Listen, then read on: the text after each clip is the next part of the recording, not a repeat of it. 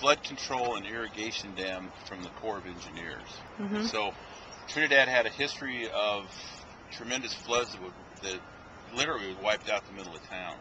And so when they put the dam in, it was finished up in '76, I think. That's controlled that, so we don't have the floods anymore. So now we've got an opportunity to develop this whole system as a tailwater. As a tailwater, yeah. Now, the problem is the dam is how far up?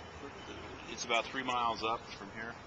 And the problem we've got with developing it is that we have high flows during the irrigation season, which is April through October, and then it drops down to its minimum flow, which is about 3 CFS. And so we're working with Peter Gallagher and FinUp, and we've did a survey earlier, and are going to have 2 bases for this. We're going to try to develop the creek itself at the minimum flow of 3 CFS to sustain a brown trout fishery, and then design it so that when the water flows come to 300, you know, we'll have our little creek, and then we'll have our bigger river. So it's kind of a challenge, but I think it's going to be kind of fun.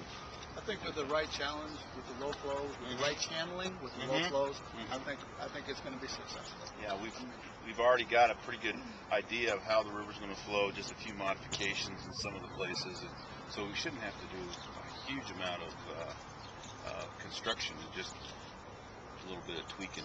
And I think our partnerships are on board. And Pioneer, and it's a gas company, has in our conversation last night mentioned the fact that if they might be willing or available to use some of the heavy equipment to come in and help us. So we can just see that this is just ballooning into a great, maybe a success story. You know?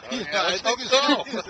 We've got some other groups that construction companies that are anxious to get involved in with time and machinery. So it's going to be more of a grassroots program.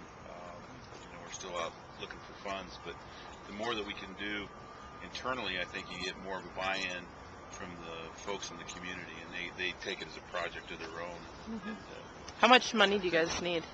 Oh, several million it probably would.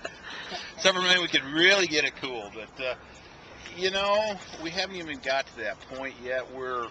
As soon as we have more of the study done, we'll have a better idea as to funding. I think he said the maximum that it would take for this kind of a river would be $200,000 a mile. We of course are going to try to get way under that, but that still to me seems relatively cheap, compared to a lot of projects and some of the projects that have been done around the state, which may have needed more restoration. I don't know. But one of the things about this whole river has been kind of interesting is, though, even though it's been neglected, it hasn't really been, constructed in too much. It's not too much other than trash. There hasn't been a whole lot of degradation of the stream banks and stuff like that, so that's in our favor.